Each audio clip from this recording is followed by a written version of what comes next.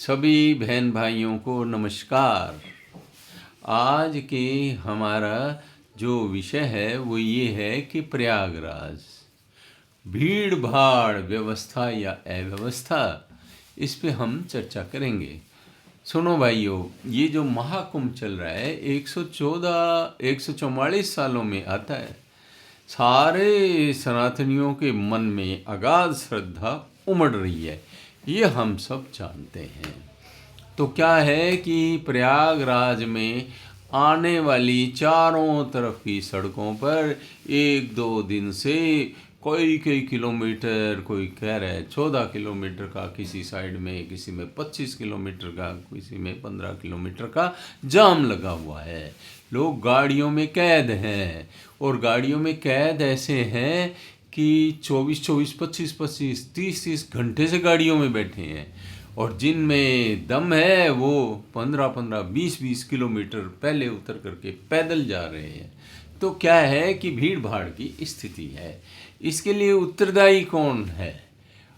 ये आप ये माने, हम खुद को किसी विशेष परिस्थिति में रख के देखें। हमने एक बारात, हमारे यहाँ बारात आती है, 100 लोगों की बात हुई, इंतज़ाम 100 लोगों की हुए, वो तो चलो बात हुई, और उसमें आ गए 125 तो चल जाएंगे, 125 आ गए भाई, किसी तरह से एडजस्ट हो जाएंगे। अब आगे 200-300, और ऐसे बाराती, ऐसे श्रद्धालु जिनका ये आंकड़े का भी पता नहीं कि कितने आ जाएंगे, कितनी श्रद्धा का ज्वार उमड़ेगा, इसका पूर्वानुमान कोई नहीं लगा सकता। तो क्या होगा कि ये जाम लग जाएंगे सड़कों के चारों ओर। अब हम देखते हैं कि प्रयागराज जिले की पॉपुलेशन कितनी है।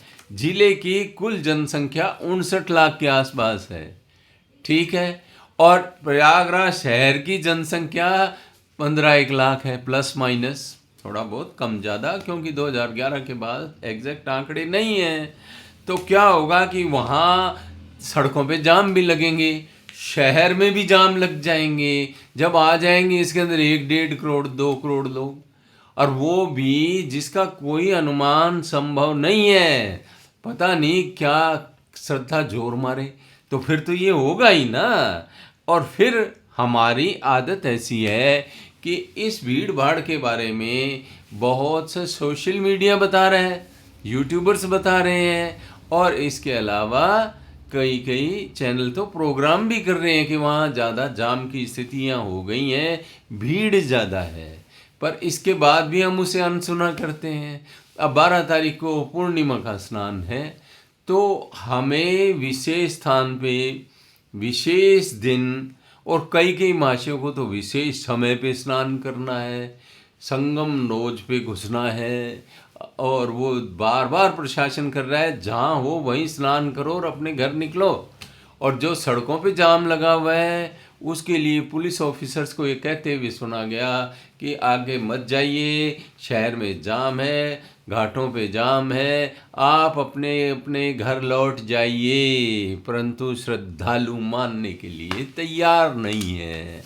और अब क्या है, अब आप कहोगे कि बाबा जी की व्यवस्थाएं फेल है, योगी जी की। अरे भाई, मैंने बारात वाला एग्जाम्पल दिया, आप खुद देख लो। और फिर ये है, इसकी जगह कोई सरकार हो, ये बीजेपी का ही सवाल नहीं है, क्योंकि आप मेरे को कह देंगे आप तो भक्त हैं, और मैं किसी को चरणदास कह दूंगा, तो फिर तो ये लांछनबाजी हो गई। और हम लोग इतने महान हैं कि हम जिसके वोटर हो जाते हैं तो उसकी पूंछ पकड़ के उसी के वोटर रहते हैं। हम निरपेक्ष दृष्टिकोण से कभी विचार करने की बात नहीं करते। विचार ये है कि भक्त हम हमारे राष्ट्र के हैं, भक्त हमारे समाज के हैं, हम किसी सरकार के भक्त नहीं हैं। पर सच्ची बात तो कहनी पड़ेगी ना। एक तो हमारी आदत होगी सरकारों पे निर्भर करने की।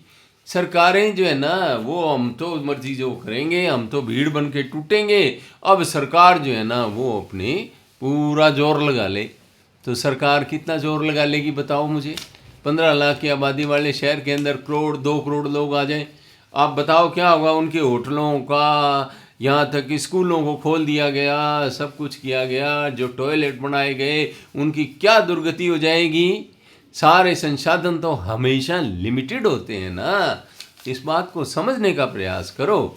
फिर हमारी ओपोजिशन, और ओपोजिशन के सरकार के पिछलग्गू तो सरकार में भी होते हैं, मेरे जैसे भी आप कह सकते हो, और उधर भी होते हैं। तो क्या होते हैं कि ओपोजिशन हमारी कितनी गैर जिम्मेदार है।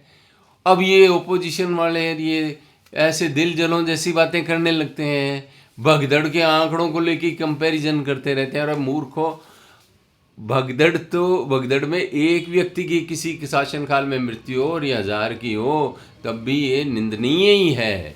और भगदड़ कौन प्रशासक चाहेगा कि मेरी व्यवस्था में भगदड़ हो। क्या आप यदि योगी जी की जगह खुद को प्रशासक बना करके, राज्य सरकार का मुखिया बना करके आप विचार करें, तो क्या आप चाहेंगे आपकी व्यवस्थाओं में भगदड़ होगी? फिर क्या है कि ओपोजिशन के पिछलग्गू तो वो भी निंदा करेंगे, वहाँ सोशल मीडिया वाले भी ग्रुप्स हैं तो वो निंदा करेंगे, दिल जले आ जाएंगे, इसमें वो भगदड़ मचाने का प्रयास करेंगे। अव्यवस्था है जी, अव्यवस्था, ऐसी बात कहेंगे। वो ये नहीं कहेंगे कि तुम अपने घरों में रहो, वीकेंड्स पे मत आओ, विशेष त्योहारों पे, विशेष स्नानों पे आकर के भीड़ ना करें, विशेष समय पे ना आए, सब समय पवित्र है। महाकुंभ जब तक चल रहा है आराम से आएँ, सारी स्थितियों का जायज़ा लेके आएँ, खाने पीने का सामान जितनी ज़रूरत है उससे 2-3 गुना लेके आएँ, पानी खुद लेके आएँ, बोतल्स खुद लेके आएँ। अपनी गाड़ी में आ रहे हो तो खूब सारी बोतलें रख लें, ताकि उस विशेष क्षेत्र की व्यवस्थाओं के ऊपर ज़्यादा जोर ना पड़े। हम लोग, आदत हमारी पड़ गई सरकारी सिस्टम पे निर्भर करने की। मेरे घर के आगे एक छोटा खड्डा बन जाए तो मैं सोचूंगा म्यूनिसिपल कॉरपोरेशन आके ठीक करे इसे, मैं खुद लेके उसमें मिट्टी नहीं डालूंगा या गिट्टी नहीं डालूंगा। मेरे घर के आगे खड्डा हो जाए और कोई मोटरसाइकिल वाला, कार वाला उसमें पड़ता रहे, गिरता रहे, तो मैं कोई वहाँ इंडिकेशन नहीं लगाऊंगा। हम खुद जिम्मेदार नागरिक बने, हमें परिस्थितियों को देख करके ही मेले ठेलों में जाना चाहिए, ये हमारा भी दायित्व है। और फिर ऐसी जगह जहाँ कोई पूर्वानुमान संभव नहीं हो, किसी सरकार को दोष देना वाजिब नहीं है, चाहे वो अब की सरकार हो और चाहे तब की सरकार हो। तो भाइयों, खुद को जिम्मेदारी लेनी पड़ेगी, राष्ट्र हित में विचार करना होगा। तो आपने सुना, बहुत बहुत धन्यवाद। और आपका मैं बार बार धन्यवाद करता हूँ। मेरी वही मांग, लाइक, शेयर एंड सब्सक्राइब जरूर कर दें। पुनः पुनः धन्यवाद।